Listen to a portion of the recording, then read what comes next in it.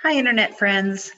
It's Judy, and today is week 11.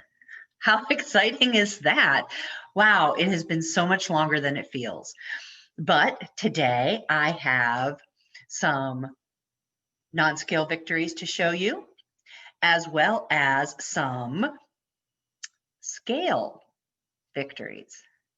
So we shall see what that entails in just a moment. I also have a recipe, and I have a little video of my non-scale victory, which we will see also. And you may have seen that. I already put it out on Facebook. So if you're a Facebook friend, you may have already seen it. But I have had a fantastic week. The fall weather is clearly here, and that improves my mood so much. It has been brisk and it has been clear skies, and I can't tell you how happy that makes me. So anyway, I have been working on my emotions. That's been going well. I won't say it's not hard, but it has been productive. I've seen progress this week in my ability to process frustration in real time. Of course, the key is going to be maintaining this and continuing to work it until it becomes a habit. But I have seen progress, and that's huge for me. Additionally, I have been getting out. I biked and walked this week, which I really enjoyed. And I just am in a really good place. And so let's take a look at it so this doesn't end up being an hour-long video.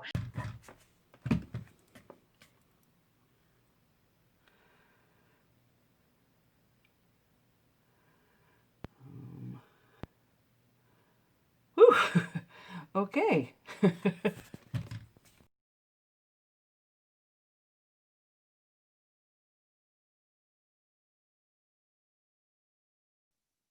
I went ahead and got rid of that out of the way first thing, because I know that's what you're really here for. So as you can tell, I lost some of the weight that I had found, and I lost a little extra. So that's exciting. Hopefully that we can maintain and handle weight wise as well as we've been. I am trying to intuitively eat, which has been working actually, which is not something I thought I would ever be able to do, because intuitively I usually just overate, but I haven't been doing that lately. I've been eating when I'm hungry, and I'm eating much smaller portions for the most part. Still have issues with dinner with my daughter day, but we're working on it. It's a work in progress. I'm so excited about how well things are going. But anyway, as you can see, it was a scale victory. So now let's take a look at the non-scale victory, which I'm far, far more excited about. So let's see that. Non-scale victories, guys. First of all, haven't worn this shirt in a while. It's looser than it used to be. But really, this is the non-scale victory. These pants, these pants, I have not worn in more than 15 years. Yeah, they're still tight. There's still a little belly hanging out. But I zipped and buttoned these pants. And I love the fact that they're still perfectly in style. If they're not, don't tell me. I like my reality. Anyway, non-scale victory. Super excited. I can't tell you how happy that made me. I mean, oh my God, it has been so, so long since I have worn those pants, and I wore them all day. Now, the shirt, I'll be honest with you, I don't like it quite as much now that it fits looser. I don't think it does anything for me fitting looser like that. So I'm not sure how much longer I'll wear that shirt, but I actually paired it with a different shirt to wear for the rest of the day. And the waist was a little snug, but they were comfortable all day long. And I just was so excited to wear them. I can't even tell you. I found another pair of pants in the closet that I have waited and waited and waited to be able to wear, and I missed the window. They're a little bit big. And that's actually super exciting. Very sad because they're practically brand new and I liked them a lot, but well, brand new, 15 years old, brand new. um, so I missed the window on that. I'm definitely losing weight from the waist down more quickly than the waist up, which is frustrating because I've always been sort of an inverted triangle to begin with. So my pants, which were the smaller part of me anyway, are now even smaller. And my shirts are loosening, but they're not loosening at the same speed. So I'm still definitely out of balance as to which size I wear. But you know, it's a journey, it's an odyssey. My body's going to do what my body's going to do. I probably do need to start adding some weights to tone up my arms because, first of all, I hate my arms. My arms are my biggest issue. But if I can tone them up a little bit, it will definitely help. If I could tone them up a lot, that would help a lot. So I'm going to try and maybe use some little 5-pound dumbbells while I watch television. At least I'll feel better about watching television. So that would be fantastic. And that's my plan, to try and get that involved. And then I have a recipe I want to share with you. This is one of my favorite go-to salad recipes. I love kale. Now, I don't know how I missed out on it, but when we were growing up, kale was something that you didn't eat. It's something that you put on a tray to put other food on, and or actually put food on, because I don't think anyone considered it food. It was, you know, big and thick, and it was curly, so it made plates look pretty, but nobody ate it. And if they did, I certainly didn't know about them. When I got introduced to kale as a actual food was just a couple of years ago, and I absolutely fell in love with it, sauteed with a little olive oil and garlic, and I still love that. I could eat that practically every night. If I could eat my favorite meal every night, it would be steak and kale. Steak and kale, a beautiful ribeye and sauteed kale. But then someone suggested you ate it in a salad. And I was like, oh, how could you eat that raw? It is so fibrous.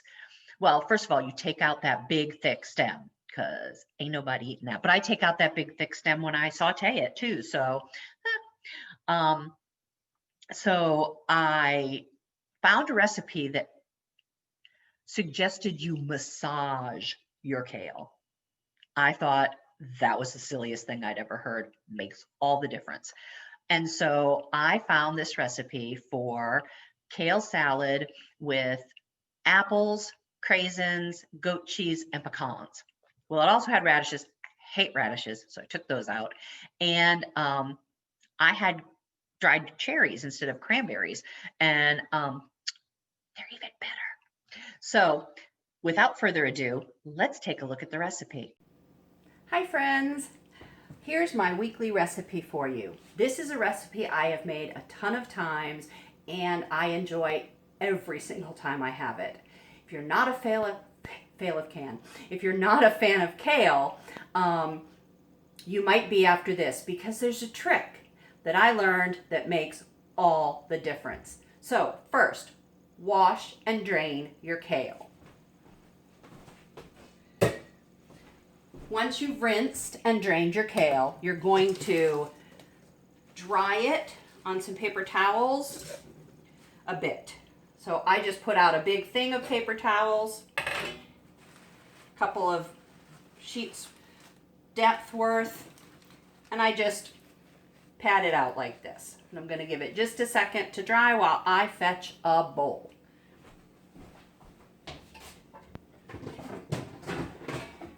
Forgive me today, I haven't done a really great job at mise en place, but we will get this recipe done because I want you to have it.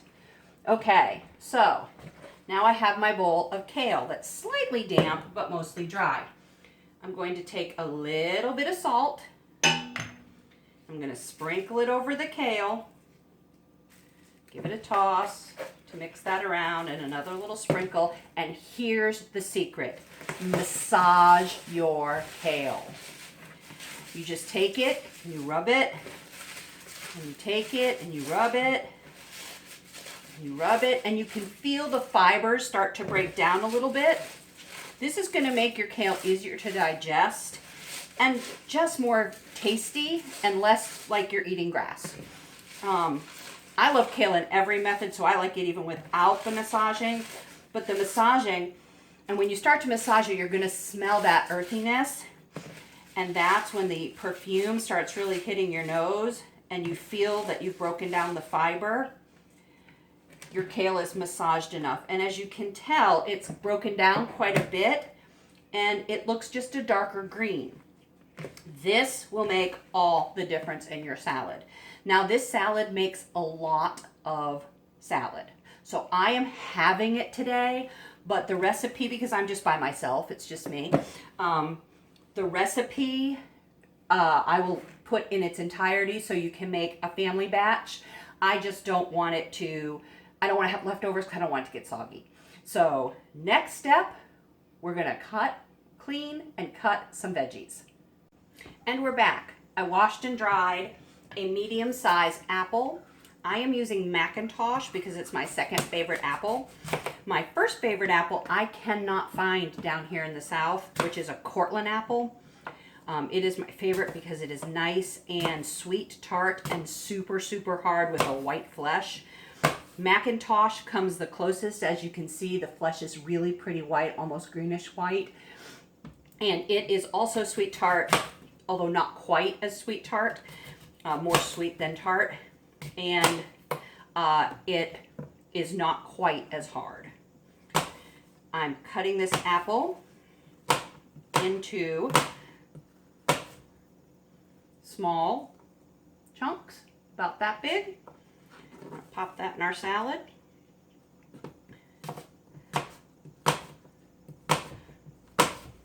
I probably should have, it calls for 1 apple, the recipe does. I should probably only put half an apple here, but I love apples, and it will be, I would have had one as a snack anyway, so I'm just going to have it in my salad instead. This is going to be my lunch, and I am so excited about that. This recipe also called for radishes, which I despise, so I didn't put radishes in my salad, but it will be in the recipe. Also, it called for craisins, or sweetened dried cranberries. Again, I like them fine, but I prefer tart cherries. So I'm going to put down a few tart cherries. Now, dried fruit in general is, especially for diabetics, can be a no-no because there's so much concentrated sugar.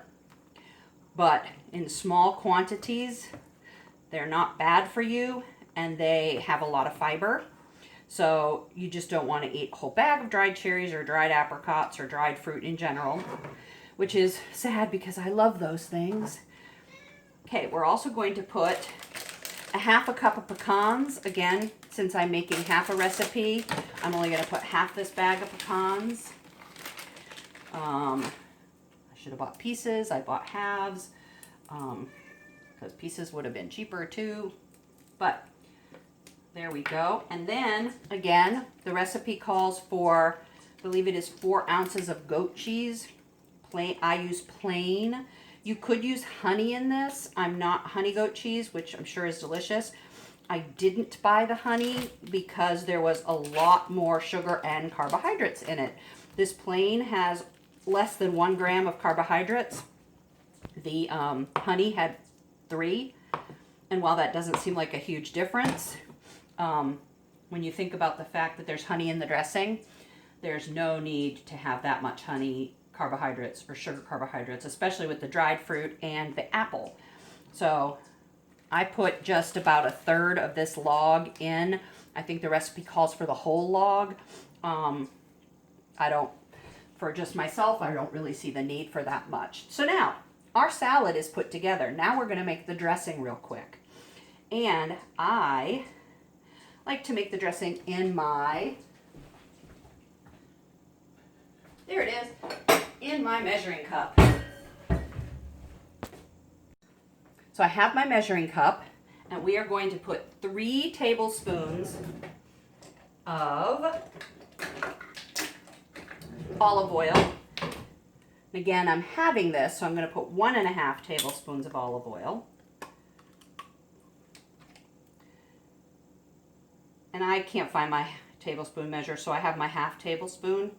So 3 of those is 1.5 tablespoons. I'm going to put half a tablespoon. There we go. About 3/4 of a tablespoon. I said half, but it's 3/4 of a tablespoon of apple cider vinegar.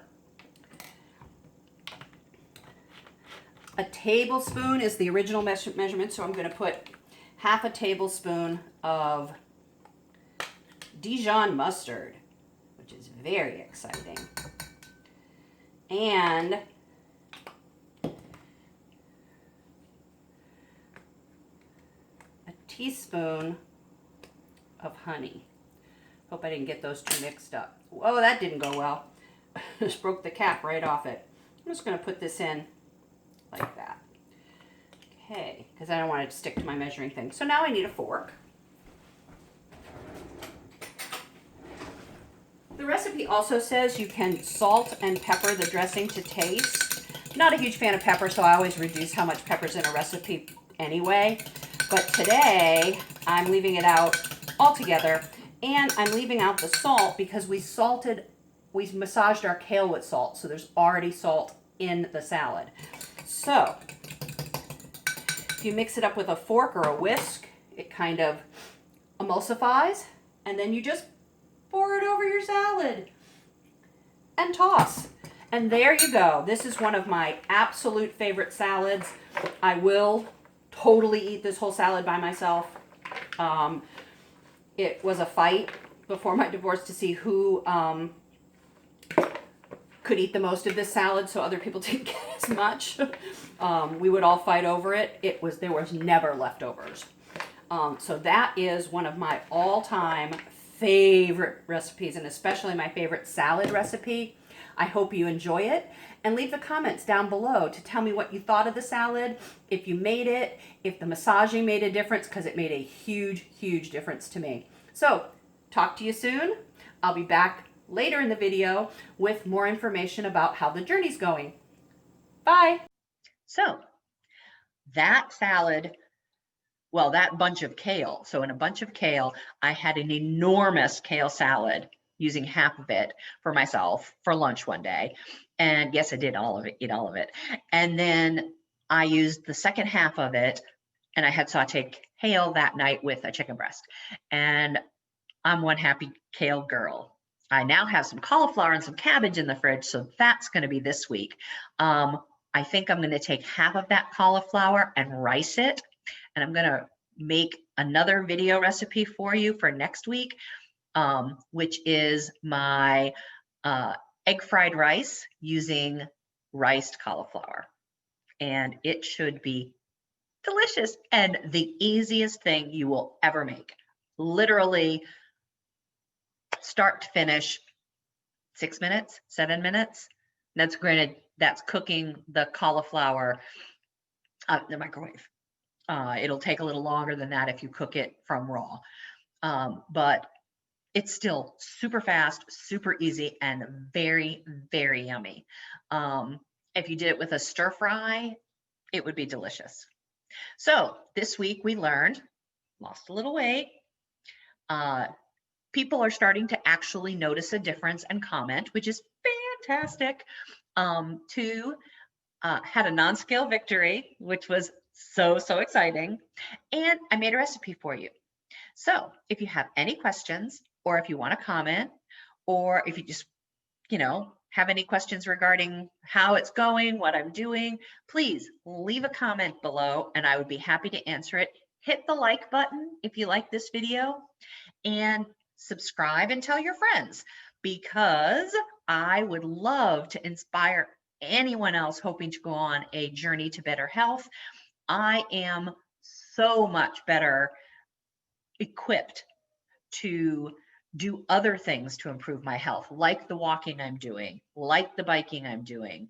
I am hoping to put together a biking trip for next fall to bike through New England, uh, or also maybe one here in the Georgia area, just because I love riding my bike. And if we could put together something similar to what they do, say in England, where we bike to vineyards or B&Bs, and so you bike half a day, then you get to rest, and some of the B&Bs may have spas. And this is something I've always wanted to do. I mean, since I was young and we took a bike ride around Martha's Vineyard, I've always wanted to go on a bike trip, but I've never really been in great shape enough to do it. I did do one bike trip, or tried to do one, when I lived in Colorado. That's a story for another day. That did not go well. um, I have some friends who would be happy to tell you all about that. But that was a trip that I was certainly ill prepared for. So now that I'm feeling better and I'm exercising and I'm stronger, I completely want to go on a bike trip. And I'd love to go with some friends, and we bike and chat during the day and then spend the afternoon relaxing together, having a nice meal with some wine, and then getting up and doing it again the next day. Does that not sound fantastic? So if you're interested in that at all, put the comments at the box. I would love to let you know when I have it all set. Anyway, love talking to you. Talk to you soon. Thanks. Bye now. See you next week.